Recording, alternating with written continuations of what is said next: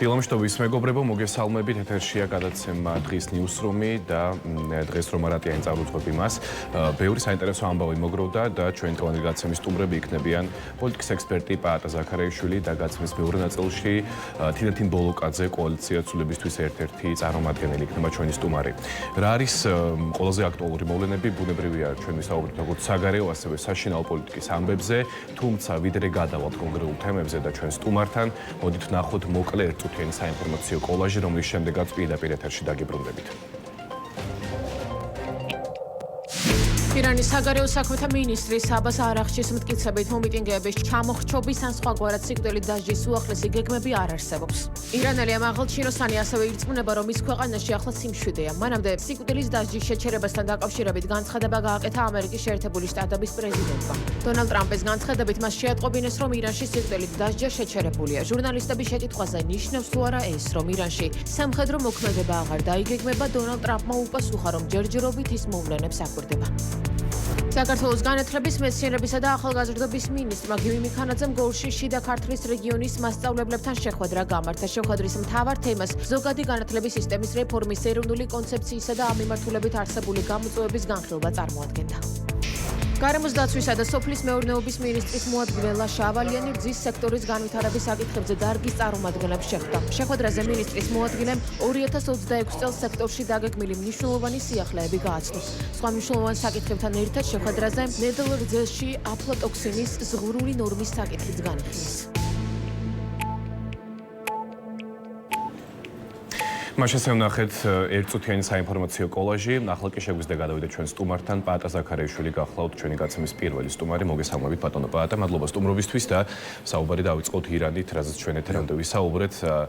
შედარებით შერბილდა ირანის ხელისუფლების რიტორიკა ბოლო პერიოდში და ასევე ტრამპიც იმდენად გუშინ ვნახეთ თავდაპირველად მისი მუქარები, თუმცა შედარებით უფრო მისი რიტორიკაც ნაკლებად, ესე ვთქვათ, ესკალაციისადმი მიმართულია და შეიძლება ითქვას, რომ უკვე გარკვეულწილად უკუსლაზე მიანიშნებს ირანის ხელისუფლების მხრიდან მოსალოდნელი ნაბიჯები.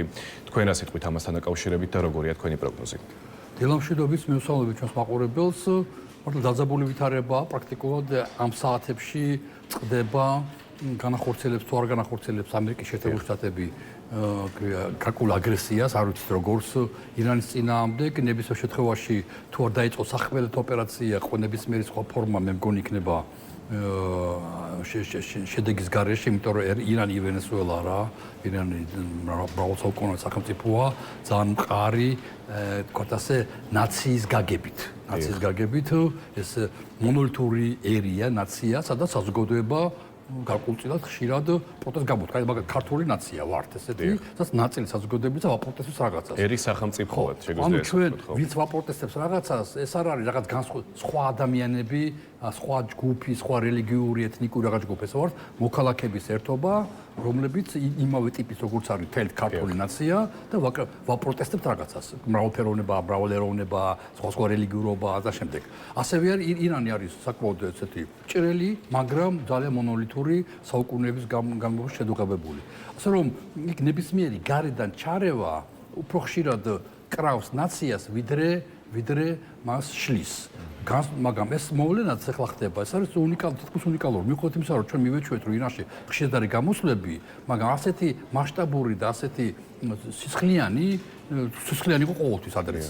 იშვიათად პირველად ხედავთ ბოლო 20-30 წლის განმავლობაში. საუბარი რამდენიმე 1000 დაღუპულზეც კი საუბარია და თუმცა ირანის საგარეო უწყების ხელმძღვანელმა ბოდიში შეგაწყვეტინეთ თქვა, რომ არ შემიშალოს მისი სიტყვები, ფაქტობრივად როგორც თავად აცხადებს, მომიტინგეების ჩამოხრჩობის ან სხვაგვარად სიკვდილით დასჯის უახლოესი გეგმები არ გვაქვსო. გუშინ სხვა ინფორმაცია იყო, დღეს კი ესეთი განცხადება გაავრცელა ირანის საგარეო საქმეთა სამინისტროს. აი გუშინ ვიდეოს განცხადება გავრცელდებოდა, მე ეთერში ვიყავი და იქ ვთქვი, რომ გამორცხული არაა, რომ სიკვდილით დასჯა, რომელიც გუშინ დღეს იყო დანიშნული, გადაიდოს. თუ ეს მოხდა, ჩემი დასკვნა იყო, ესე იგი რაღაც მოლაპარაკებები მიდის და ირანი მიდის დათმობაზე, მაგალითად დღეს არ ჩამოახშოს ადამიანი, რომელიც შეიძლება ჩამოახშოს 10 დღის შემდეგ. ან 1 თვის შემდეგ, როცა ყველას დაავიწყდება ყველაფერი. სასამართლო გადაწყვეტილება არსებობს. სამართლიანია თუ უსამართლოა, ლეგიტიმურია თუ არალეგიტიმურია გადაწყვეტილება არსებობს. შესაბამისად, ის ვიდე არ გაუქმდება. გადავადდა უბრალოდ. ხო, ესე გადავადდა. ის ნებისმიერ სხვადასხვა შეიძლება განხორციელდეს. და სავარაუდოდ იქნება პოლიტიკური ვაჭრობის საგანიც ამერიკის შეერთებულ შტატებთან. და ამას ასე ვაჭრობენ ყველა დიქტატორები, იგივე ლუკაშენკო ივაჭრა და პატიმრები გაუშვა. მე მგონი ამაზეა გათვლა ქართულოცნებასაც.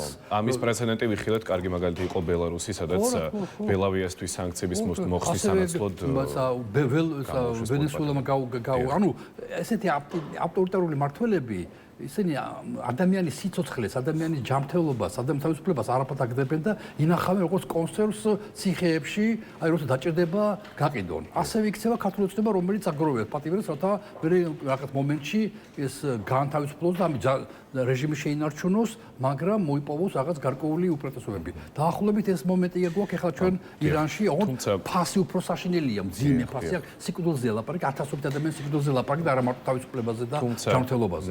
დიახ, ბატონო პაატა, თქვენ ბოლო პერიოდში რაც ჩვენ ვიხილეთ, ამერიკის შეერთებული შტატები სადაც ჩაერია, პირდაპირ თუ ირიბად, ყველგან გამარჯვებული გამოვიდა, ასე თუ ისე მაინც ვენესუელაზე მაქვს საუბარი პირველ რიგში და ასევე სირიაზე მაქვს საუბარი, ოღონდ გასულ წელს. გამარჯვებულებაში რა არის? მადურო დაპატიმრებულია, მაგრამ რეჟიმი არსებობს. რეჟიმი არსებობს, თუმცა აქაც ამაზე ცალკე საუბარი მინდა თქვენთან, მაგრამ აი ამჯერად ირანზე საუბრობთ. ფაქტია, რომ უკვე ასე თუ ისე მაინც ჩაერია განცხადების დონეზე თუ სამხედრო ჩარევის დონეზე ჯერ კიდევ არა, თუმცა გარკვეულწილად მაინც მხარდაჭერა გამოუცხადა და ესეც შეიძლება უკვე აღვიქვათ როგორც ჩარევა. ამ შემთხვევაში რამდენად არის უკან დამხევი ამერიკის შეერთებული შტატები, უკან დახევაში კი მეგულისხმობ იმას, რომ ირანში შენარჩუნდება ის რეჟიმი, რომელიც ამჟამად არის. ირანში რეჟიმი შეინარჩუნოს მხოლოდ ირანელი ხალხი, სხვა ვერანი, ვერც ამერიკა, ეს არ არის მართლა ვენესუელა, არც ბელორუსია. ეს ძალიან ძლიერი ნაცია, ამიტომ გეუბნებით, რომ ირანში რეჟიმის შეცვლა შეიძლება მოხდეს მხოლოდ ირანელი ხალხის მეშვეობით. ასე მოხდა ისლამური რევოლუციის დროს 79 წელს, როცა აეტოლა ხომენი ჩამოვიდა, რელიგიური მართლობა, ისლამური მართლობა შედგა და შახის მართლობა, მრავალსაუკუნოვანი შახის მართლობა წავიდა. იქ გარედან იყო ჩარევები, ესე არ არის, იქ იყო დაინტერესებული მხარეები, რომ შახის მართლობა არ იყო იდეალური, იქ იყო ადამიანის უფლებები ვიღო და შემდეგ. მაგრამ მხოლოდ ირანელმა ხალხმა მოახერხა შახის ჩამოგდება და ვერავინ სხვა. ასე რომ ვერანერი ამერიკა, ვერანერი ისრაელი, ვერანერი რუსეთი, ჩინეთი ვერ მოახერხებს ირანის რეჟიმის შეცვლას თუ ხალხმა არ მოინდომა, ხალხის ქუჩაში ყოფნა. ეხლა თუ ტრამპმა უთხრა ხალხს, წადით სახში და ხალხი სახში წავიდა, ეს ამის არ მჯერა, იმიტომ რომ ხალხი იმდენად გამწარებულია დღეს ირანელი ხალხი, რომ მზად არის თუთ ამ შახსაც კი, ანუ შახი ჯერ არსებობს, მაგრამ შახის მემკვიდრე, ანუ არსებობს ამერიკაში რეზეფახლები, რომელიც მზად არის ჩამოვიდეს, მაგრამ შეიძლება ისიც კი არ მიიღონ თუ მან მაგალითად ისეთ რაღაცების შესთავაზა, რაც მიუღებელი ხალხი. შეიძლება ისიც საგარეო ჩარევად ჩათვალოს ხალხმა ადგილობრივ. არ მაგრამ რა თქმა უნდა, მოსახლეობის დიდი ნაწილი განსაკუთრებით მიგრაციაში უკვე ირანელები მესალმებიან შახის დაბრუნებას, მაგრამ ლაპარაკი არის უამრავი, როგორ იქნება გარდამავალი პერიოდი იქნება, მონარქია აღსდგება, რესპუბლიკა იქნება, როგორა. ყველაფერი ეხლა ამ კვირეებში, ამ დღეებში წყდება მრავალსაუკუნოვანი ირანის ერთ-ერთი მნიშვნელოვანი ისტორიული ეპიზოდი. რაც ჩვენ გვეხება პირდაპირ, იმიტომ რომ რეგიონში ვართ. ამ რეგიონში ვართ და დემოკრატიული ირანი აშკარად უფრო გავლენიანი იქნება რეგიონზე, ვიდრე ასეთი ავტორიტარული და ასეთი თქვათ ასე რელიგიური. აი, ჩვენ რა გვაწყობს, მოდით ესე ვთქვათ. ეს იქნება მარტივი ჩვენ გვაწყობს, რომ ირანში იყო ხალხმა თვითონ დაადგინოს რესპუბლიკური მართლობა, დემოკრატიული მართლობა, ირანელებს აქვთ გამოცდილება ამისი, იციან, ირანი არ არის ჩრდილოეთ კორეა, რომელიც ჭურშია გამოკეტილი და არ იციან რა ხდება გარეთ. ირანელებს აქვთ ინტერნეტი ქონდა და 2-3 დღის ამბავია რომ გაწყვეტილი აქვს ისინი მოგზაურობენ მსოფლიოში საზღვრები ღია ირანში ნებისმიერ ირანელს შეუძლია დატოვოს სახელმწიფო და დაბრუნდოს თავის საყოჩოს პრაქტიკულ გამონაკლისების გარდა ასე რომ ირანმა იცის რა არის დასავლეთი ირანმა იცის ირანელმა ხალხმა ამიტომ მათ კარგად იციან რა არის რესპუბლიკური მართლობა დემოკრატიულ პრინციპებს დემოკრატიულ დაფუძნებული რესპუბლიკური მართლობა ყველაზე კარგი იქნებოდა ეს რა თქმა უნდა თუ ამერიკის შეერთებული შტატები დაინტერესდებიან რა ტრამპის ინტერესი არის ფასი ანუ რა მოგება ექნება ამერიკას ეს ტრამპის დამოკიდებულებაზე. ეხლა ტრამპი ყოველს ხوار იქნება, მაგრამ ეხლა ჩვენ ვნახეთ ავღანეთში როგორ ჩაუვარდა ამერიკას, არა ტრამპს, ამერიკას პოლიტიკა და მოუწია გამოსვლა. თუ ისინი კორექტულად მოიქცევიან ირანში, დაწუნებული ირანელი ხალხის დიდი ნაწილი ამერიკელები უყვარს. აი მე მაგალითად მაქვს საბჭოთა კავშირი. გავიზარდი, ახალგაზრდა ვიყავი. მთელი საბჭოთა კავშირის პროპაგანდა, გაზეთი პრავდა, ტელევიზიები, ვრემია ადამიანი გადაცემები იყო ანტიამერიკული იყო, ძირს ამერიკული იმპერიალიზმი, ძირს ამერიკული კაპიტალიზმი. ჩვენ ყველა შეყვარებული ვიყავით ამერიკაში. საზოგადოებაში არ არსებობდა ანტიამერიკული განწყობა. ალბათ ასე მუშაობს ირანშიც. ზუსტად ეს ჩვენ ამერიკული ჯინსები გვინდოდა, ამერიკული მუსიკა, ამერიკული ფირფიტები. აკრძალული ხილი უფრო საინტერესოა. და ანუ მთელი საბჭოთა ახალგაზრდობა ამერიკის ფანატები ვიყავით. ჩვენი მშობლებიც კი, რომელიც უფრო იძულებული იყვნენ რეჟიმთან ქონოდა რაღაცა გარკვეული უთანხმოებები, მუშაობდნენ ასე შემდეგ, ჩუმოყიდულობდნენ ჩვენთვის ჯინსებს და ასე შემდეგ. ასეთივე სიტუაცია ირანში, იმიტომ ირანი ღიაა. და ირანში პროამერიკული გავლენები იყო შახის დროს. საბჭოთა კავშირი როცა ჩაკეტილი იყო, ირანში ყოველდღიურად იყიდებოდა ამერიკული გაზეთები, იბეჭდებოდა ამერიკაში და შახის დროს იმავე დღეს იყიდებოდა და ირანული დიასპორაც საკმაოდ მძლავრად არის წარმოდგენილი შტატებში. ირანს უფრო მეტი გამოცდილება აქვს სხეული შეხებულობა ამერიკულ კულტურას უფრო მეტი აქვს ვიდრე ქონდა საბჭოთა ადამიანებს თავის დროზე. ასე რომ თუ მოხდება დემოკრატიისკენ სწრაფვა, ამიტომ თავი რა არის თქვენი კითხვა? ირანმა სამ რამეზე უნდა თქვას უარი. პირველი უნდა თქვას უარი ბირთვულ პროგრამაზე. აი სისულელი ეს არის ხა დაწყევლილი პროგრამა არაფერში არ ჭირდება. უამრავი სახელმწიფოები დედამიწის ზოგზე არ არიან ბირთვულ სახელმწიფოები. კანადა მაგალითად, ავსტრალია, თურქეთი, ჩვენი მეზობელი არ აქვს იარაღი ბირთვულ, მაგრამ გავლენიანები არიან. მეორე, უნდა აღიაროს ისრაელი როგორც სახელმწიფო და დაამყაროს მასთან დიპლომატიური ურთიერთობა. შეიძლება მეგობრობა არ კონდეს. შეიძლება ტუჩზე კოცნა არ იყოს, მაგრამ უნდა თქვას, რომ ისრაელი არსებობს და ჩვენ მას ვაღიარებთ და მესამე ეს ექსპერიმენტი, ეს აბსოლუტურად გაუმართლებელი ექსპერიმენტი, სასულიერო პირების მართლობა უნდა გაჩერდეს. თეოკრატია და აი მრავალი საუკუნე ხო ერთ-ერთი ირანი ყველაზე უძველესი არსებული სახელმწიფოთა შორის ყველაზე ძველი სახელმწიფოა. არასდროს არ ყოფილა მანდა ისლამური მართლობა. ყოველთვის იყო სამოქალაქო, შახები იყვნენ და მართლობა იყო სამოქალაქო, ხო? ეს არის მხოლოდ ბოლო 60 წლიდან ბოლო წლები არის, სულ ორ-ორი იმამი ყავთ. იმამი როგორ ის აიტოლა ყავთ, ხომეინი იყო და ახლა ხამენეია. ხო, მორჩა. ეხლა ხამენეის 86-87 წლისაა, უფრო მალე მოკვდება, ვიდრე დიდხანს სიცოცხლეს ალბათ. ღმერთმა აცოცხლოს თავისთავად სიცოცხლეს პრობლემა არ მაქვს, მაგრამ უკვე ლაპარაკი არის, რომ წავა ვინ იქნება. აი ეხლა კარგი მომენტია, რათა მოხდეს ამ რელიგიური მართლობის გადააზრება, რამდენად გაამართლა აი ამ ექსპერიმენტმა, არ გაამართლა. ძალიან ღრმა ჩიხში შეიყვანა ირანელი ხალხი და დაუბრუნდნენ რაღაც დემოკრატიულ, დაუბრუნდნენ ან დაიწყონ ახალი რაღაც დემოკრატიული მართლობა. ამდენხანს მონარქიული მართლობა იყო. მთელი ეს შაჰ-აბასებით ეს ხო გვახსოვს ჩვენ ქართველებს არა? აი ეს მართლობა მოდიოდა 70-იან წლებამდე. ოღონდ სხვადასხვა დინასტიები იცვლებოდნენ და თუ ირანელი ხალხი უარსიტყვის მონარქიაზე მათ საქმე არის. თუ მონარქი თვითონ უარსიტყვის და გადაიყვანს ირანს გარდამავალ პერიოდში რესპუბლიკაზე და ირანში დადგება საპარლამენტო რესპუბლიკა, ეს იქნება ყველაზე კარგი ვარიანტი. ამიტომ ეს სამი მომენტი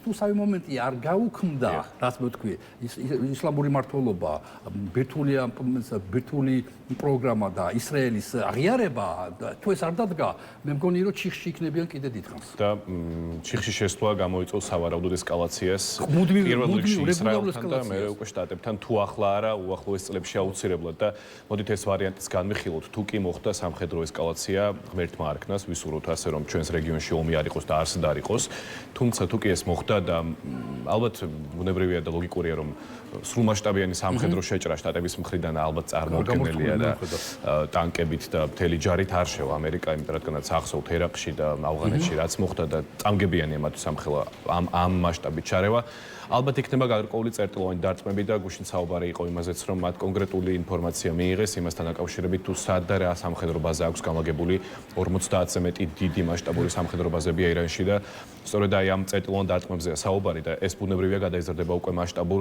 ძალიან დიდ კონფლიქტში რომელიც შეიძლება აქამდე ჩვენს რეგიონს არც უნახავს დიდი ხნის განმავლობაში თუ კი ეს მოხდება სად აღმოჩნდება საქართველოს ერთი მხრივ დევნილების საკითხი არის განსახილველი და ირანელი ისეც ბევრი ცხოვრობს საქართველოში და შეიძლება ლოგიკურად ვიფიქროთ რომ მათი ახლობლები ნათესავები ან უბრალოდ ის ადამიანები იცის რომ საქართველოში კარგი პირობებია და მშვიდობიანი გარემოა ლოგიკურია რომ უნდა ველოდოთ სავარაუდოდ ნაკადს თუ ჩვენ განვიხილოთ ჰიპოთეტურ სცენარს. ერთი ეს და მეორე მხრივ გეოპოლიტიკურად ჩვენ სად აღმოჩნდებით და ეს ომი ან სამხედრო კონფლიქტი თუ კი გაგრძელდა და თუ კი მოხდა ეს რა უნდა გაკეთდეს იმისთვის რომ ჩვენ მინიმალური ზიანი მივიღოთ. არა, ომის არავითარი საფუძველი არ არსებობს, იმიტომ რომ არ ხდება ჯარების თავმოყრა ერთ ადგილზე, რაც არის ეს არის ამერიკის შეერთებული შტატების საზღვაო ძალების კოტაზე გადაადგილება. რეგიონში არ იმყოფება არც ერთი ავიაზიები. სპარსეთის ყურეში არის ამერიკული ხომალდები, მაგრამ სპარსეთის ყურის სახელმწიფოებმა ყველამ კატეგორიული განაცხადა, რომ ისინი არ მისცემენ ამერიკის შეერთებული შტატების უფლებას გამოიყენოს მათი ტერიტორიები ირანის წინააღმდეგ. ანუ ამერიკელებს რჩებათ მხოლოდ თავის საკუთარი, თქვათ ასე, გემები, ხომალდები, სამხედრო ხომალდები. აქედან შეიძლება მხოლოდ რაკეტების გაშვება და თვითმფრინავები, სხვა არაფერი. ანუ თქვენ ბრძანეთ წერტილოვან დაბომბებს. გამორიცხული არაა, რომ მართლაც ეს რუსული აბრევიატურა ქსირი, ანუ ისლამური ისლამის დაცვის გუშაგები, ხო? გუშაგთა корпуსი. და ესენი ბევრი არიან, მთელი არმია, რომელიც შახს არ ყავდა და ამიტომ ყავდა ჩოლობური არმია, მაგრამ არ ყავდა ერთგული არმია. და პროფესიონალი. აი ეს გააკეთა აიატოლა ხომეინიმ თავის დროზე შექმნა ეს გუშაგთა корпуსი, რომელიც არის პროფესიონალებითა და ეს არ არის წვევამდელები, ეს არის სულ სხვა პრინციპით ხდება იქ. ანუ ამ დაბომბვაზე ლაპარაკი. შეიძლება მართლა 50 წერტილი დაბომბო, მაგრამ შედეგი რა იქნება? მოსახლეობის მნიშვნელოვანი ნაწილი, სულ ცოტა 60% არის ღრმად მორწმუნე, ან და აღიარებს მორწმუნა, მისთვის მორწმუნეობა ეს როგორც კომუნისტების დროს კომუნისტობა იყო რაღაც გარკვეული ისა პირობა რომ რაღაც სამსახურა გეშოვა და ასე შემდეგ გაშოვა. არა, ირანში არის საკმაოდ ძლიერი აი ეს ისლამური მოძრაობა, რომელიც რეჟიმის მომხრეა. ჩვენთანაც არის ხალხი, ვინც რეჟიმის მომხრეა რა, ხმას აძლევს ნარჩენებს და ასე შემდეგ. ასე რომ ეს დაბომბები თუ მოხდა, ეს რაც გამოიწევს, ქუჩაში გამოიყვანს უკვე იმ ხალხს რომელიც რეჟიმის მომხრეები არიან და შეიძლება დაიწყოს სამოქალაქო ომი. აწყობს ეს ორივე მხარე შეერაღებული ჩანს. ქვია, აწყობს ეს ამერიკის შეერთებული შტატების სამოქალაქო ომი არ უნდა აწყობდეს. ანუ ერთადერთი რაც შეიძლება ისრაელს და ამერიკას აწყობდეს, ხალხმა თვითონ ჩამოაგდოს ესა ქვია რეჟიმი ჩამოშალოს, მაგრამ თვითონ ვერ განახორციელებენ თავის ფეხებით, ანუ ვერც ისრაელისა და ვერც ამერიკის ჯარისკაცები თავის ტანკებით, ფეხებით ვერ გადაადგილდებიან ირანის ტერიტორიაზე. იქნება მათი სიკვდილი და ძალიან მძიმე სიტუაცია იქნება და კიდევ მეტად მოახდენს მობილიზაციას ირანის ხალხისას. მაგრამ თვითონ ხალხმა უნდა ჩამოაგდოს. მათი იმედია ამერიკისა და ისრაელის იმედია, რომ როგორმე ხალხს მისცეს შეტყობინება, რომ ჩვენ თქვენ მხარეს ავართ. აი დაბომბვები რასაც თქვენ წერტილოვანი იქნებოდა ეფექტური, მაგრამ იქნებოდა ეფექტური, მათი აზრით ეფექტური იქნება, მაგრამ საბოლოოში ასე მივიღებ. ტრამპის ეს გუშინდელი განცხადება, რომ მათ შეწყვეტეს ხალხის ხოცვა ამჯერად გაპარია და არ ტრამპს არ ჯერა, მაგრამ ცდელობა არის იმისა, რომ იქნებ გამოვიდეთ მდგომარეობიდან სამოქალაქო ომის გარეშე, თორე ჩვენ ნახეთ ავღანეთში რა მოხდა. ანუ კარგი არაფერი არ მოხდა, ირანი მეტნაკლებად სტრუქტურირებული სახელმწიფო შეიძლება მოხდეს უკვე ტერორიზმის ნამდვილ რეალურ ბუდეთ და ახლა აქ მოკლედ დანდიდი ამათ სხვა გადაცემა ჭირდება შიიზმის გავრცელება, სულ სხვა ფორმებით ირანს დავლენები აქვს სხვა ახლო აღმოსავლეთში, ყველგან არიან შიიტები. ისინი უფრო თქვათ ასე უსმენენ თავიანთ ცენტრს ირანს, ვიდრე სუნიტების ცენტრი უფრო გადაღებულია, უფრო სხვადასხვა თურქები, არაბები, სხვანაირად სუნიზმი მოწყობილი. შიიზმი უფრო სტრუქტურირებული, ძალიან ესეთი პირამიდის პრინციპით აგებული აღს არის ახსენებობა და რა თქმა უნდა, ამ ასეთ ფენომენებთან თამაში ეს იონი არ გამოვიდა. მე მგონი რომ ტრამპს თუ არ ესმის, მის გარემოცვას ეს და სწორედ ამიტომაც ჯერ კიდევ კონკრეტულ ნაბიჯებს არ დგამენ და ესკალაციაზე არ მიდიან. ნახოთ რა მოხდება, აუცილებლად უნდა ვისაუბროთ სხვა საგარეო თემებზეც, გრენლანდიის საკითხი უბრალოდ ვერ გამოუტოვებთ. ღიად მხარდაჭერა გამოუცხადეს დანიას უკვე ევროპის ბევრმა ქვეყანამ და მათ შორის ბირთვულმა სახელმწიფომ საფრანგეთმა გრენლანდიის ტერიტორიას დაიგეგმა უკვე სამხედრო წვრთნები და ამასთან დაკავშირებით ემანუელ მაკრონმა თქვა, რომ საფრანგეთი მიიღებს ამ სამხედრო წვრთნებში მონაწილეობას. ეს ბუნებრივია, რომ მხოლოდ წვრთნები არ არის, ამ პირდაპირ მესიჯია ამერიკის შეერთებული შტატებისთვის. ბუნებრივი და ლოგიკურია, რომ არავითარ სამხედრო კონფლიქტზე საუბარიც არ არის აქ და ეს ზღაპარი და სისულელეა, თუმცა დიპლომატიური უთანხმოება და გარკვეული შეიძლება ითქვას დიპლომატიური კონფლიქტი ნამდვილად არსებობს. გრენლანდიის წარმომადგენელი შეხვდა სტივ ვიტკოპს, თუ არ ვცდები, ამერიკის შეერთებული შტატების პრეზიდენტის წარმომადგენელს და შეხვედრის შემდეგ თქვა, რომ უბრალოდ ვერ შევთანხმდით ვერაფერზე. დაახლოებით ეს იყო მისი რიტორიკა. აქ რას ხედავთ, რა არის სურათი, რატომ ცდილობს ტრამპი რომ ამ ხრივაც გარკვეულწილად გაამწვავოს ვითარება, არის თუ არა ეს გარკვეული ზეწოლა ევროკავშირზე დანიის სახით? გვაქვს საერთოდ სახელმწიფოს მმართველები უნდა ამოდიოდნენ სახელმწიფოს ინტერესებიდან. აი რუბიო არის მშვენიერი მაგალითი, ძალიან მომწონს რუბიო. რუბიო მოქმედებს ყოველთვის ამერიკის შეერთებული შტატების სახელმწიფო ინტერესიდან გამომდინარე და ჩანს პირდაპირ. აი ტრამპი ვინაიდან არ არის პოლიტიკოსი და ვინაიდან პოლიტიკაში მიუხედავად ერთხელ უკვე იყო პრეზიდენტი. ბიზნესმენი ისე მოქმედებს, ბიზნესმენი კი ბატონო, მაგრამ ის სურვილებით მოქმედებს, არა ინტერესებით, სურვილებით. მას აქვს სურვილი გრენლანდიაზე გაახავსოს კონტროლი ამერიკამ. და მორჩა და აღარ იყურება და ეს სურვილი ეწინააღმდეგება თუ რა ამერიკის შეერთებული სახელმწიფო ინტერესებს და ამერიკის შეერთებული შტატების სახელმწიფო ინტერესები არ არის მხოლოდ გრენლანდიაზე კონტროლი. ეს არის ნატოსთან თანამშრომლობა და ნატოს მართვა, რაც ამერიკის ხელში გარკვეულწილად. ეს არის ევროკავშირი, მისი მოკავშირეებთან ერთად ურთიერთობა. ეს არის კანადასთან კარგი ურთიერთობები. ყველა მთელ კომპლექსში ერთად ამერიკა დემოკრატიის ლიდერი. ლიდერი ვერ იქნები თუ არ აკავს გუნდი, ხო? სიტყვა ლიდერი ჩადებულია რაღაც გუნდში ლიდერობა რა. თუ ეს გუნდი მოგწყდა, მარტო გრენლანდია ვერაფერში ვერ გიშველის. თუ შენ ნატო დაშალე, თუ ევროკავშირი გადაიმტერე და დისტანცია მოხდა. ანუ ტრამპი მოქმედა სურვილები ჩვენთან ჯერ კიდე ქართულ პოლიტიკურ მეტყველებაში არ არის გამოყოფილი თმესაგან ბევრი რაღაცები, მიზანი და ამოცანები, მაგალითად სტრატეგია, ესე ტერმინები ჩვენ ასე დაწვრილებით არ უღრმავდებით. აი ინტერესები და სურვილები. სხვა რაღაც. აი მაგალითად ბიზნესმენში მხოლოდ სურვილებით მოქმედებს სიტყვაზე. არავითარი ინტერესები არ გააჩნია. და პარალელი გავლეთ ტრამპთან ახლა ბიზნესმენიშვილის. კი, ორი ბიზნესმენები არიან და სურვილ მათ ისინი მიჩვენა რომ სურვილს რეალიზაცია ხდება. სურვილი უფრო ვიწრო გაგებით ხე, მაგალითად როგორც თქვენ თავს დაუსვო კითხვას, რა არის ჩემი ინტერესი და უცებ დაუსვო კითხვას, რა არის ჩემი სურვილი, უცებ აღმოაჩენთ ძალიან დიდი განსხვავებას ინტერესებსა და სურვილს. აი რუბიოსგან განსხვავებით ტრამპი მოქმედებს სურვილებით. ეხლა მთელი ევროპა, მთელი ნატო მუშაობს იმაზე, რომ ტრამპის სურვილები გადაადნოს ამერიკის ინტერესებში. და რა თქმა უნდა, მიღმა ტრამპს ფინალი იქნება ესეთი, რომ ტრამპი იყო ჯანდაბას მაშინ აიღეთ ევროპამ თქვენ თავზე. ასეთი მანგრები ყოფილ ხართ, რა, ესე იგი შეგიძლიათ სამხედრო ოპერაციები განახორციელოთ. იქ მარტო ძაღლებით დარბოდეთ, ძაღლების იმითი და ქვია ეტლები და ეხლა თუ ესე არის, აიღეთ თქვენ თავზე. აიღეთ ფინანსები და უზრუნველყავით ამერიკის შეერთებული შტატების და ნატოს უსაფრთხოება ჩრდილოეთის მხრიდან, იმიტომ რომ ჩვენ შევხედოთ არტიკის რუკას ზემოდან, ჩვენ რუკას უყურებთ პირდაპირ, ხო? ლათინური ამერიკა, აფრიკა, ევრაზია, ესე არის, ხო? აი ზემოდან რომ შევხედოთ, არა? ჩანს რომ გრენლანდია გაჩხერილია პირდაპირ კანადასა, ამერიკასა და რუსეთს შორის. და ეს მართლა სტრატეგიული მნიშვნელობისაა. ამიტომ ტრამპის საბოლოო შედეგი იქნება შემდეგი. მე მგონი აქეთკენ მიყავს ყველაფერი, რომ ფული თქვენი, ჯარები თქვენი, გრენლანდია დანიისა იყო ოღონდ უზრუნველყავით ჩემი უსაფრთხოება. არ გინდოდათ რომ მე ამეღო უსაფრთხოება? ასე თქვენ ანუ ევროპაზე გადაიტანს თელ ფინანსურ და თელ პოლიტიკურ პასუხისმგებლობას ამ შემთხვევაში უსაფრთხოება და საფრთხე რუსეთისგან მომავალი სავარაუდოდ ხო იმდენად რუსეთი იმდა სუსტი არის დღეს რომ ასე დღეს კი მაგრამ უნდა გათვლილი იყოს რა თქმა უნდა ყველაფერი. სასურველ ხალ კაი მომენტია უკრაინის კონტექსტზე გამომდინარე რომ რუსეთის საფრთხე უფრო გაზარდონ რიტორიკის დონეზე და აი ამ რიტორიკის დონეზე გაბერილ რუსეთის საფრთხეს მიხედონ უკვე არქტიკის მიმართ, იმიტომ რომ არქტიკის მიმართ ინტერესი რუსეთს აქვს. არა გრენლანდიის მიმართ უშუალოდ, მაგრამ არქტიკის მიმართ და გრენლანდია არის ერთ-ერთი ბოლო თუ შეიძლება ასე ითქვას ხმელეთი, სადაც შეიძლება დადგა რაღაცა სერიოზული ბაზა, სამხედრო ბაზა და ფაქტობრივად საკონტროლო. თვითონ არქტიკული ეს ოკეანეა, მოწყენულია ზემოდან, ხო არ ოკეანეს ყველაფერი არ ამიტომ ერთ-ერთი მნიშვნელოვანი ხმელეთი არის გრენლანდია.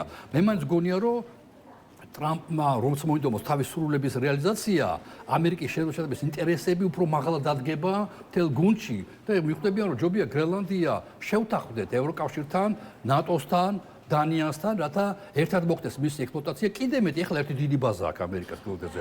10 ბაზა დადგე შეკაიკაცო, რა პრობლემაა? ვინება გიგძალა? 10 ბაზა დადგე. ერთად გავუკლავდეთ რუსულ, ერთად გავუკლავდეთ ჩინურ გამოწვევებს. ანუ მე მგონი ამაზე მოხდება საბოლოო შეთანხმება, მაგრამ გრენლანდია არ გახდება ამერიკის მორიგი შტატი. ამაში დარწმუნებული. თავისთავად ხომეც მგონია და სავარაუდოდ მოსალოდნელია ის, რომ ნამდვილად უსაფრთხოების გარანტიებზე მიდის ვაჭრობა ტრამპის მხრიდან. საინტერესო მოსაზრებაა ბატონო პლატა. აუცილებლად ვთქვათ ასევე, თქვენ თქვით, რომ ტრამპის სურვილია და ამერიკის ინტერესი აქ თანხმდროში ვერ მოდის გრენლანდიის შემთხვევაში, თუმცა სადაც ტრამპის ინტერესი და ამერიკის შეერთებული შტატების ინტერესი და სურვილები თანხმდროში მოხვდა არის ვენესუელა. ტრამპის ერთადერთი ინტერესები აქვს ფულის კეთება. ხო, თავისთავად. ხო, ინტერესი მას არ გააჩნია. ხო და აი ეს ინტერესი და სურვილი ტრამპისა და ამერიკის შეერთებული შტატების სადაც ერთად თავი მოუყარა ყველაფერს ერთად არის ვენესუელა. ვენესუელაში რაც მოხდა ვნახეთ, სანიმუშო სპეცოპერაცია ამერიკის შეერთებული შტატების მხრიდან და ახლა უკვე ახალი პრეზიდენტის არჩევა და ტრამპმა განაცხადა, რომ ვენესუელის პრეზიდენტის არჩევანი სერიოზული საკითხია და აი როგორ აფასებთ მის ამ განცხადებას პირველ რიგში და მეორე მხრივ ის თუ როგორ წარიმართება ვენესუელაში მოვლენები, რამდენად დიდ ზეგავლენას მოახდენს პირველ რიგში რეგიონში, შემდეგ კი უკვე მთლიანად მსოფლიოში ამერიკის შეერთებული შტატების რეპუტაციაზე. ხო, ახლა ირანზე ვლაპარაკობთ, ხო? ირანი თავის თავს თulis საერთოდ ცივილიზაციის ლიდერია და მართლესია. ირანი ცივილიზაციურად ირანი ერთ-ერთი წამყვანი ფენომენია. უძველესი ცივილიზაცია. ხო, ჩვენ გვერდში იყო და გავლენები აქვს უდიდესი. არასდროს ვენესუელას ეს განცდა არ აქვს. ვენესუელელი უკეთეს შემთხვევაში განათლებული საშუალო სტატისტიკური ვენესუელი თავის თავს მიაკუთვნებს ორ რამეს: ლათინურ ამერიკას და ესპანურენოვან ცივილიზაციას. ანუ მის ზემოთ რაღაც არის, ირანის ზემოთ მარტო ალახია, მეტი არავინ და ვენესუელის ზემოთ არის ლათინური ამერიკა, არგენტინასთან ურთიერთობა, თავის მეზობლებთან ურთიერთობა, ესპანეთთან ურთიერთობა. ძალიან ცნობილი ფაქტია, უგო ჩავესი მადურომდე რო იყო პრეზიდენტი, ჩავიზმი შემოიღო, ის რაღაც დიდი შეხვედრა იყო ესპანურენოვანი სახელმწიფოები არსებობს, ეს ერთობა არსებობს და ესპანეთის მეფე იყო იქა. და უგო ჩავესი ლაპარაკოს და უცებ ცნობილი ფრაზა გამოყო თავი მეფე, ერთად ისხდა გამაგიდეს და მოკეტე რა. ასე უთხრა პირდაპირ უგო ჩავეს. ეს მე ყველას ქონდა ეს ტელეფონებზე, მობილურ ტელეფონებზე ეს მოკეტე რა. ეს შეტყობილი რაღაცა ესპანურად. ანუ აი ესა ვენესუელა, როცა მეფემ სხვა ქვეყნის ლიდერმა შეუძლია გითხრას მოკეტე. დიქტატორს ამ ქვეყნის რაღაც. ხო, მოკეტა და იმან მოკეტა. გაჩმოდა, უცებ დადუმდა რა და შენ ისეთივე სახელმწიფოს პრეზიდენტი ხარ, როგორც ის არის სახელმწიფოს მეფე. ხო, მაგრამ უცებ აღიარა იერარქია, რომ სუბორდინაცია დაისვა ხომასთან. ძალიან ანუ ვენესუელა აი ესაა. ვენესუელის ხალხის უმრავლესობა ვენესუელა არ აღიქვავს თავის, აღიქვავს ესპანელად. იქ ჩინი პრობლემები არის. ლათინოამერიკელები არიან რეალურად. ინდიელი არა ვარ, ან პირიქით მე ინდიელი ვარ და ასე შემდეგ. ანუ რაღაცები იქ არის შიდა რასიზმი არის, მაგალითად თეთრი ხარ თუ ინდიელი ხარ და ასე შემდეგ. ანუ უამრავ ლათინურ ამერიკაში ეს რაღაცები მოსულა. ამ ფონზე შედარებაც კი არ შეიძლება ირანთან, ვენესუელა თავის თავს მეორე დონის სახელმწიფოდად კი არ თulis, არამედ უფრო დაბალ. ამ ფონზე ბუნებრივია, მას შეიძლება უკარნახო რაღაცები. შეიძლება გასტაცო, მოსტაცო პრეზიდენტი და მაგრამ ძალიან აი ამერიკის ინტერესები რაშია.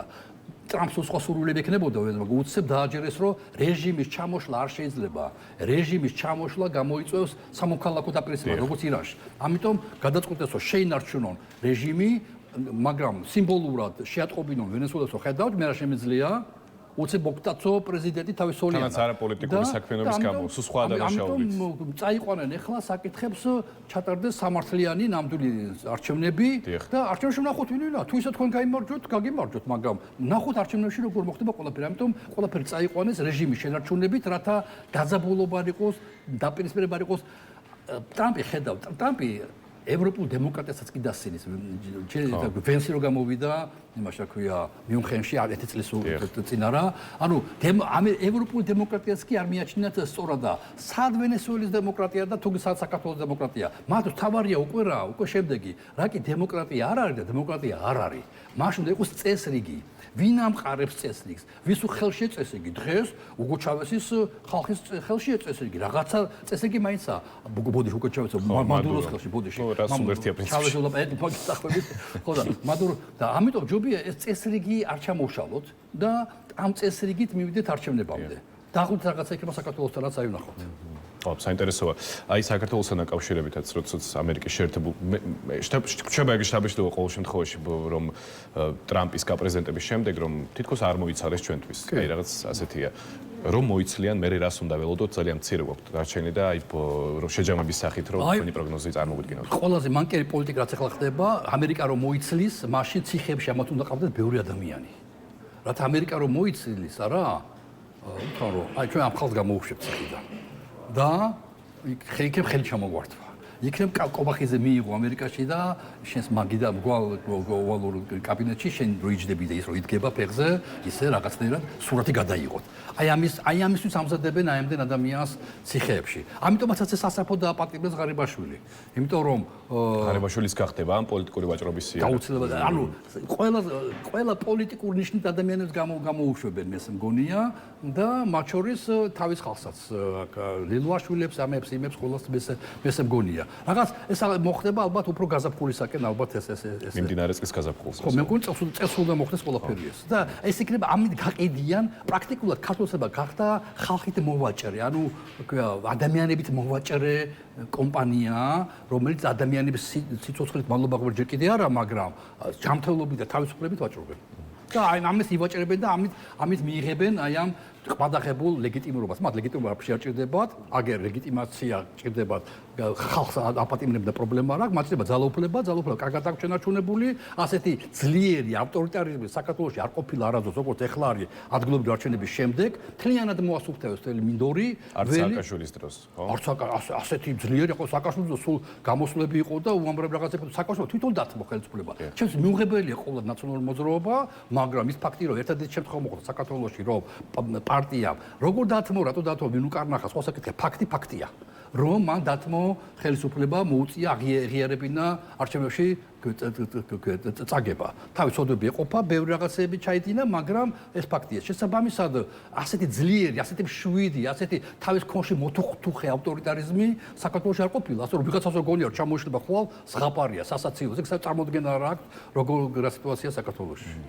და მაინც ბოლოს ჩაიკითხებით თქვენ თქვით, რომ გამოიყენებს სავაჭროდ დასავლეთთან ქართული ოცნება იმ დაკავებულ ადამიანებს, პოლიტიკოსებს, ვინც დღემდე საპატიმროებში იმყოფებიან, მათ შორის თავის ყოფილ თანაგუნდელებს.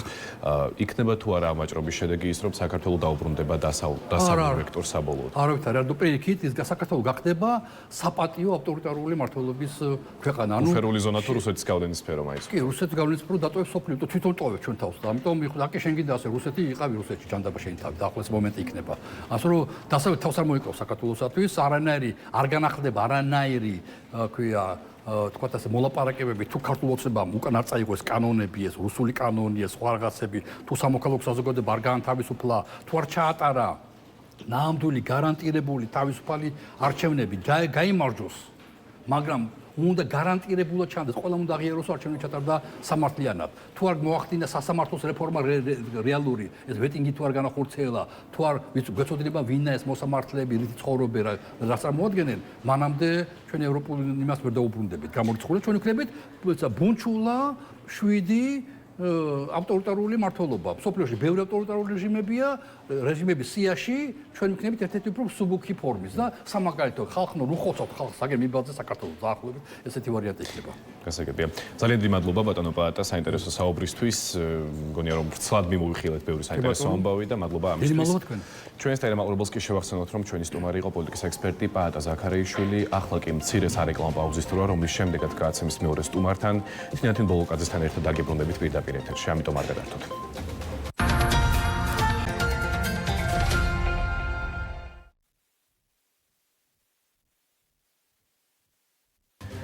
მოგესალმებით, მაშასე გიბრუნდებით ეთერში, ვაგრძელებთ საუბარს კოალიცია ცვლილებისთვის ერთ-ერთ წევრთან, თინათინ ბოლოკაძესთან. მოგესალმებით, თინათინ, მადლობა ჩვენთან სტუმრობისთვის და საუბარი დავიწყოთ ისევ და ისევ ძალიან ხშირად განვიხილავთ ამ თემას, თუმცა გვერდს ვერავლით ოპოზიციის შესაძლო გაერთიანებასთან დაკავშირებით. ბოლო პერიოდში კიდევ ერთხელ გავრცელდა ბევრი განცხადება ოპოზიციონერი თქვენი კოლეგების მხრიდან, რომ ოპოზიცია უნდა გაერთიანდეს, საერთო წერტილი უნდა გამოინახოს, რომლის გარშემოც აუცილებლად საერთო სტრატეგია იქნება და ქართულ ოცნებას ერთიანი ძალებით დაუპირისპირდებიან მისი ოპონენტები. და ამასთან დაკავშირებით გაქვთ თუ არა რაიმე კონსულტაციები და თქვენი შეფასებით როგორია მოლაპარაკებების ის ეტაპი თუ გარკვეული კონფიგურაციების გადალაგების პროცესი, რომელიც ამჟამად მიმდინარეობს თუ არა საერთოდ? მოგესალმებით, მივესალმებით თქვენს წარმომაყურებელს. დიდი ხანია უკვე ოპოზიციური სპექტრი რაღაცა კუთხით ერთმანეთთან თანამშრომლობს. მათ შორის ყველაზე აქტიური ეს თანამშრომლობა არის საგარეო ფლანგზე და უკვე რამდენიმე წელია ოპოზიციური ფლანგი ერთიანია საგარეო ფლანგზე მუშაობაზე. თუმცა, როცა ვლაპარაკობთ ქვეყნის შიგნით პოლიტიკურ ალტერნატივაზე და პოლიტიკურ ერთობაზე, აქამდე შეგვეძლო რამდენიმე წლის წინ შეგვეძლო იმის თქმა, რომ ეს შეიძლება ყოფილიყო მხოლოდ ოპოზიციური პოლიტიკური პარტიები. თუმცა ახლა უკვე იმ ეტაპზე ვართ მისული, ბრძოლის იმ ეტაპზე და ქართულ ოცნებას ავტორიტარიზმის ის კონსოლიდაცია აქვს უკვე დამყარებული, რომ აღარ არის საკმარისი პოლიტიკური პარტიების ერთობა. განსაკუთრებით იმ ფონზე, რომ არ ვიცით, როდის შეიძლება იყოს შემდეგი პოლიტიკური პარტია, რომელიც აიკრძალება, ან შემდეგი პოლიტიკური ლიდერი, რომელსაც დაიჭერენ, ეს ერთობა აღარ იქნება საკმარისი. ეს პროცესი არ უნდა იყოს ჩამოკიდებული რამდენიმე ადამიანზე. მათ შორის ის ფაქტიც, რომ ერთი წელი ადამიანები დაუღალავად ქუჩაში დგანან, ამ პროცესს რომ ყოლოდა რომელიმე ერთი ლიდერი, ან რამდენიმე ლიდერი, ეს პროცესი შეიძლება უფრო მალე დამთავრებულიყო. ეს პროცესი იყო წარმატებული და არის წარმატებული უკვე 1 წლის განმავლობაში, იმიტომ რომ ამ ხალხს არ ყავს რაღაც კონკრეტული ლიდერი, თითოეული ეს ადამიანი, რომელიც რუსთაველზე დგას, არის ლიდერი. შესაბამისად, ეს ადამიანები პირველ რიგში, რომელიც რუსთაველზე დგანან, სხვა სამოქალაქო ჯგუფები და პოლიტიკურად აქტიური ადამიანები, რომლებსაც ადამიანები უსმენენ, ასეთი ადამიანები უნდა იყვნენ ამ ერთობის ნაწილი, რომელიც იქნება პოლიტიკური ალტერნატივა ქვეყანაში. ამაზე საუბარი რა თქმა უნდა მიდის, რაც ზურა გამოვიდა მაგალითად ციხიდან, ზურაც ყოველდღე რეჟიმში ის ხვდება პოლიტიკურ პარტიებს და არ მხოლოდ პოლიტიკურ პარტიებს, ასევე სამოქალაქო ჯგუფებს და ის ცდილობს რომ ადამიანები დააჯეროს იმაში, რომ პოლიტიკური ალტერნატივა, საერთო დიდი ერთობა არის საჭირო და აუცილებელი ამ ბრძოლაში. დიახ, თქვენ ვეთქვით, რომ ის ერთობაც პოლიტიკური ოპოზიციური პარტიების გაერთიანებაც კი არ არის საკმარისი და რაღაც საერთო კონსოლიდაცია საჭირო იმისთვის, რომ ქართულ ოცნებას რაღაც სახის სერიოზული კონკურენცია გაუწიოს ოპოზიციურმა სპექტრმა და მით უმეტეს ლოგიკურია, რომ ცალკე ოპოზიციური პარტიები ძალიან მწირი რესურსით ვერ უწევენ სერიოზულ ძალისხმევას და კონკურენციას ქართულ ოცნებას. საინტერესო იქნება ასევე თქვენ ახსენეთ ოპოზიციური წარმომადგენლები, რომლებიც ამჟამად საპატიმროებში იმყოფებიან და წერან საუბრობთ პაატა ზაქარიაშვილთან იმასთან დაკავშირებით, რომ შესაძლოა ქართულმა ოცნებამ ამ ადამიანების გამოშვება თუ არ გამოშვება საპატიმროებიდან გამოიყენოს პოლიტიკური ვაჭრობის საგნად, ამჯერად უკვე საგარეო ასპარეზზე. ამასთან დაკავშირებით თქვენ რა მოლოდინი გაქვთ, შეიძლება თუ არა რომ ეს მოხდეს, რაც ძალიან ახლო მომავალში, რადგანაც საგარეო ასპარეზზე ვხედავთ, რომ ძალიან აქტიურია ბოლო პერიოდში იანვარია, თუმცა იანვარშიც გეოპოლიტიკური ძვრებია მოსალოდნელი ჩვენს რეგიონშიც, მათ შორის როგორც უკრაინაში, ასევე ირანში, რაც ბუნებრივია ჩვენ შეგვეხება და აქედან გამომდინარე, რამდენად ელოდებით იმას, რომ ეს საკითხი შეიძლება გახდეს საგარეო პოლიტიკური ვაჭრობის საგანი. შეიძლება ქართულ ოცნებას აქვს ასეთი გათვლა, თუმცა არ მგონია, რომ იქიდან რომელიმე მხარემ, ამერიკამ, ბრიტანეთმა ან ევროკავშირმა დაიწყოს ასეთი ვაჭრობა საქართველოსთან მიმართებაში. მათ ძალიან კარგად ესმის და რამდენჯერაც ევროკავშირის წარმომადგენლები თუ ამერიკის თუ ბრიტანეთის ხვდებიან აქ სამოქალაქო ჯგუფებს, იმას ეკითხებიან, რა არის ქართველი ხალხის მიზანი და როდის ჩათვლის ქართველი ხალხი, რომ მათ გაიმარჯვოს და აქ ჯგუფები ყოველთვის ამბობენ იმას, რომ ერთი არის უკლებრივ ყველა პოლიტპატიმარის გამოშვება და ახალი არჩევნების ჩანიშვნა. შესაბამისად, სანამ ეს ორი დაპირება არ შესრულდება, რაც ქართულმა ხალხმა გასცა ამ ბრძოლის დაწყებისას, მანამდე წარმოუდგენლად მგონია მათი მხრიდან რაიმე სახის კომპრომისი. ზოგადად ამ გეოპოლიტიკურ სიტუაციაში, რაშიც ახლა ვართ, ქართულმა ოცნებამ ფსონი დადო ავტორიტარებზე. და სიამოვნებაში ახლა ცივი ომი ორი ხდება მთელს მსოფლიოში, უბრალოდ აქამდე ცივი ომი თუ იყო გავლენების სფეროებზე, ახლა ცივი ომი ორის პირობებში უბრალოდ ავტორიტარიზმი ებრძვის დემოკრატიულ ცივილიზაციას და ამ რეალობის წინაშე ვდგავართ, სადაც ქართულმა ოცნებამ გააკეთა არჩევანი ავტორიტარიზმზე. თუმცა ისინი ცდილობენ, რომ თითქოს დასავლურობა შეინარჩუნონ, მათ შორის გუშინაც ვნახეთ მგონი კობახიძის განცხადება, რომ ისინი ასრულებენ ყველაფერს და უნდათ ევროკავშირში გაწევრიანება და ეს უბრალოდ თამაშია იმის, რომ ისინი დასავლელები არიან, სინამდვილეში ისინი არიან ავტორიტარები, ასევე სწორედ ამას ეხებოდა ჩემი შეკითხვა.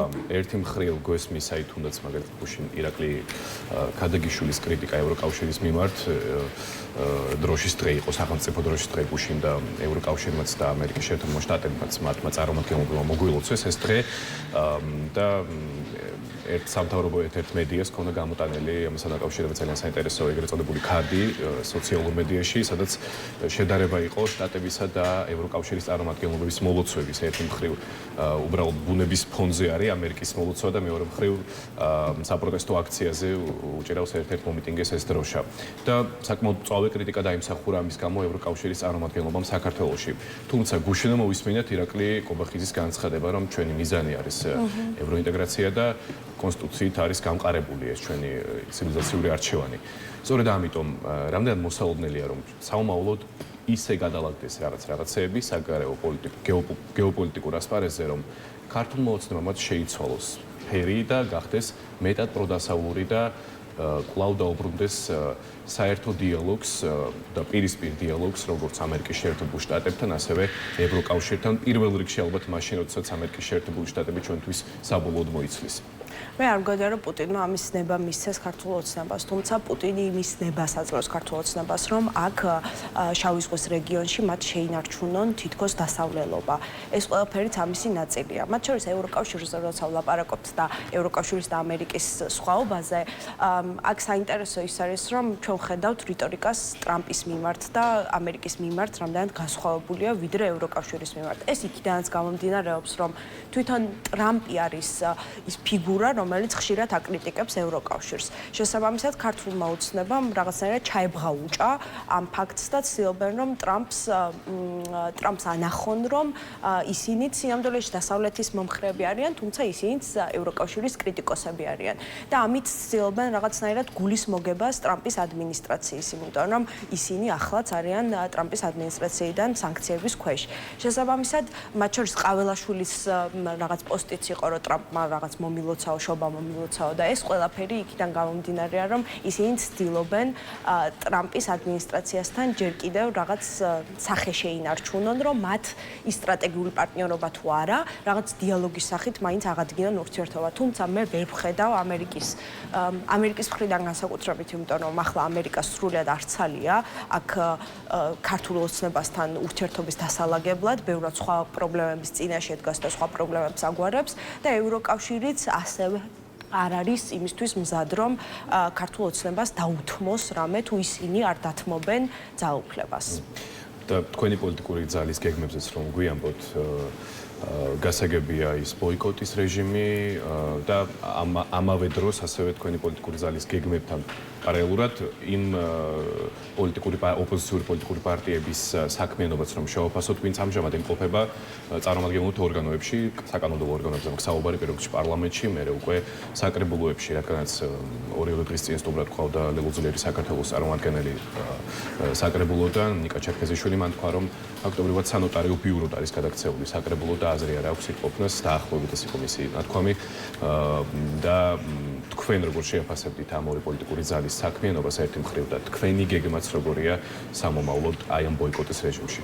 ხო, გასაგები იყო, რომ იმიტომ არ მივიღეთ ზოგადად მონაწილეობა არჩევნებში, რომ როგორც წინა წელს 2024 წელს რომ შევსულიყავით პარლამენტში და გაგვეგზელებინა ეს პოლიტიკური საქმიანობა ან ახლა, ამას არანაირი შინაარსი არ გააჩნდა, იმიტომ რომ ძალაუფლება არის სრულიად ერთი პარტიის ქვეშ მოქცეული და ამ სისტემის ქვეშ ძალიან რთულია რამის საქმის კეთება, მათ შორის საკრებულოშიც, განსაკუთრებით რეგიონებში, იმიტომ რომ დეცენტრალიზაცია არ არსებობს და ყველაფერი ცენტრიდან იმართება და პარლამენტშიც იგივე სიტუაციაა. შესაბამისად, იქ ყოფნა უბრალოდ მარიონეტობაა და თამაშია იმის, რომ თითქოს რაღაც პოლიტიკური ცხოვრების ნაწილი ვართ. სინამდვილეში პოლიტიკური ცხოვრება დიდი ხანია უკვე ქართულმა ოცნებამ აგვიკრძალა და დღეს პოლიტიკური საქმიანობა არის არის გზა იმისკენ, რომ შეიძლება ნებისმიერი ადამიანი აღმოჩნდეს ციხეში ამის გამო.